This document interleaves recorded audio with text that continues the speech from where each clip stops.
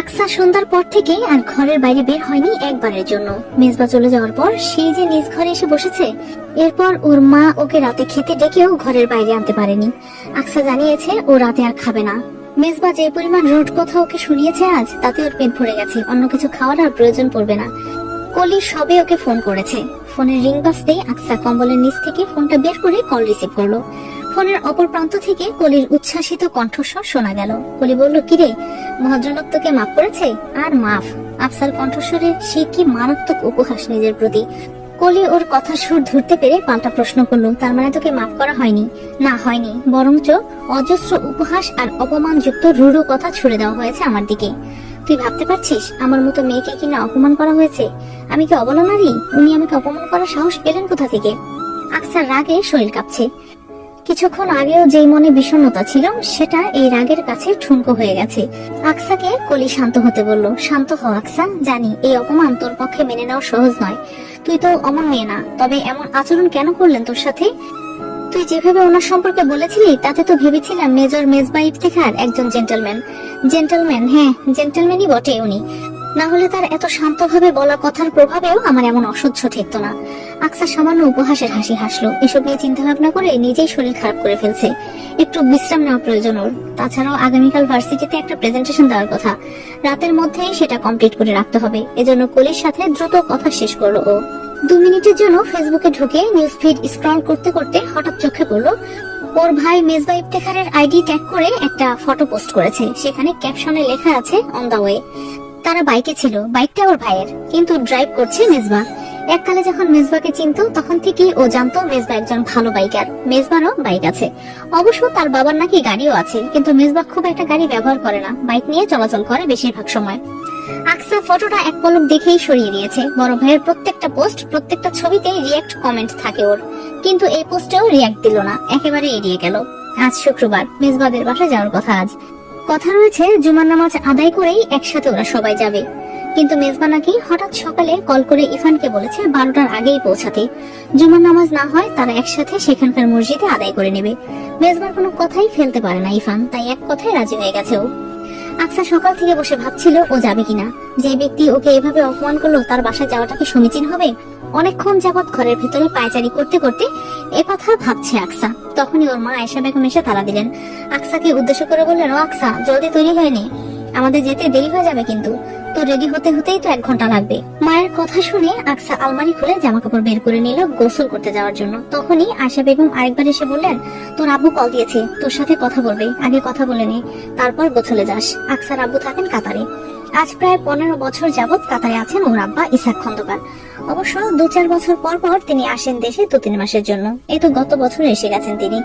আকসার প্রতিদিনই ওর আব্বুর সাথে কমপক্ষে একবার হলেও কথা হয়। আজও গোসলে যাওয়ার আগে আব্বুর সাথে কথা বলে নিল। ইসাক খন্দকার মেয়ের সাথে কথা বলা শেষ করে ফোনটা মেয়েকে ওর মায়ের কাছে দিতে বললেন। আকসা গিয়ে ফোনটা ওর মায়ের কাছে দিল। ইসাক খন্দকার ফোনের ওপাশে ভিডিও কলে ছিলেন। বিবিকে ফিসফিসিয়ে বললেন একটু নিরিবিলি জায়গায় যেতে। আয়েশা বেগম স্বামীর কথা শুনে নিজ ঘরের ব্যালকনিতে চলে গেলেন। ইসাক খন্দকার তখন বললেন, মেয়ের বিয়ের কথা তো এবার ভাবতে হবে আয়েশা, মেয়ে তো বড় হচ্ছে।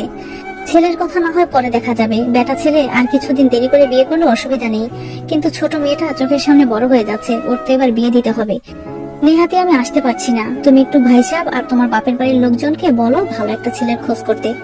আয়েশা বেগম বুঝতে পেরেছিলেন তার স্বামী কি নিয়ে কথা বলতে পারেন। কয়েকটা দিন যাবৎ মেয়ের বিয়ে দেওয়ার জন্য টেনশন করছেন ইসাক খন্দকার। ফোনে কয়েকবার একথা বউকে বলেছেন তিনি। আয়েশা বেগম একটুও দ্বিধান্বিত হলেন না, বরং শান্তভাবে বললেন, আপনি চিন্তা করবেন না ইফানের আব্বু, আমি যত দ্রুত সম্ভব আমাদের আকসার জন্য ভালো একটা ছেলে খুঁজবো। আকসা আজ একটা অলিভ কালারের পাকিস্তানি ডিজাইন কোডের কামিজ পরেছে। ওর এই ড্রেসটা ভীষণ পছন্দের। বিশেষ উৎসবগুলোতে এই ড্রেসটাই বারবার পরা হয় ওর। কামিজের ওড়নাটা গাঢ় মেরুন রঙের। আকসা মেকআপ করতে তেমন পছন্দ করে না। মুখে ঠিকমতো সানস্ক্রিনটা মেখে তার উপর হালকা বেবি পাউডার দিয়ে ঠোঁটে লিপ অয়েল লাগিয়ে নিল। কানে মাঝারি আকৃতির একটা ঝুমকো, উপরের 2 কানে ছোট্ট 2টি টপ, আর বাঁ হাতের আঙ্গুলে 2টো রিং। ব্যাস, আকসার সাজ সম্পূর্ণ। ও নিজেকে একবার ড্রেসিং টেবিলের মিররে দেখে নেয় ভালোভাবে। ওনাটা মাথায় টেনে ঘাড়ে ব্যাগটা নিয়ে ও তাড়াহুড়ো করে দৌড়ে বেরিয়ে যায়। ওর মা সে কখন থেকে ড্রয়িং রুমে দাঁড়িয়ে চেঁচিয়ে চেঁচিয়ে ডাকছেন ওকে। তারা সবাই তৈরি, শুধু আকসারই তৈরি হতে দেরি হয়েছে। ঠিক 11:30টার দিকে ইরফানের বাইকটা তাদের বাড়ি থেকে মেজবাদের বাড়ির উদ্দেশ্যে বের হলো। আকসা প্রকাশ না করলেও যত পথ এগোচ্ছে তত বেশি আড়ষ্ট হলো যেন। সেই সাথে সেদিনের অপমানগুলো চোখের সামনে ভেসে উঠতে লাগলো বারংবার। মেজবা তার বাড়ির বড় ছেলে। এই বাড়িটা 3 তলা এবং সুবিশাল। মেজবার আব্বু এহসানুল হক এই বাড়ির কর্তা। তার ছোট ভাইয়ের পরিবারকে নিয়ে এই বাড়িতে থাকেন তিনি। এছাড়াও তার 2টি বোনও আছে। বোনেরা এই শহরেই তাদের শ্বশুর বাড়িতে থাকেন, তবে প্রায়শই এখানে আসেন বটে। আকসা এর আগে কখনো মেজবাদের বাড়িতে আসেনি, তবে তার ভাই বহুবার এসেছে। সুবিশাল এই বাড়ির সামনে বেশ বড় একটা উঠান। বাড়ির নকশাটা পুরনো জমিদার আমলের বাড়ির মতো। এই বাড়ি নাকি মেজবার দাদার তৈরি, সেই মুক্তিযুদ্ধের সময়কালের পরে।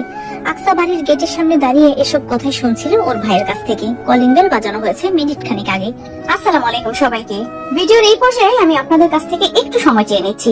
এই গল্পের পার্ট 3 নীলাপু 7 চ্যানেলে পাবেন। Link comment box, description box এবং এই ভিডিও শেষে অ্যাড করা হয়েছে। সবাই চ্যানেলটি সাবস্ক্রাইব করে রাখুন। ধন্যবাদ সবাইকে।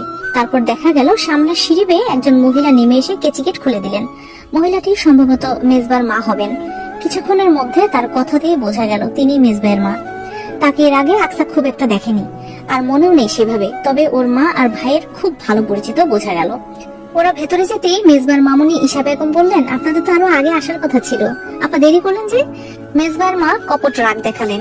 আয়েশা বেগম মৃদু হেসে বললেন, ওদের রেডি হতে হতেই তো দেরি হয়ে গেল আপা, কিছু মনে করবেন না। আকসারা নিচতলা এরপর দোতলা ছাড়িয়ে 3 তলায় গেল। ঈশা বেগম ওদেরকে দেখিয়ে দেখিয়ে নিয়ে যেতে লাগলেন। বললেন,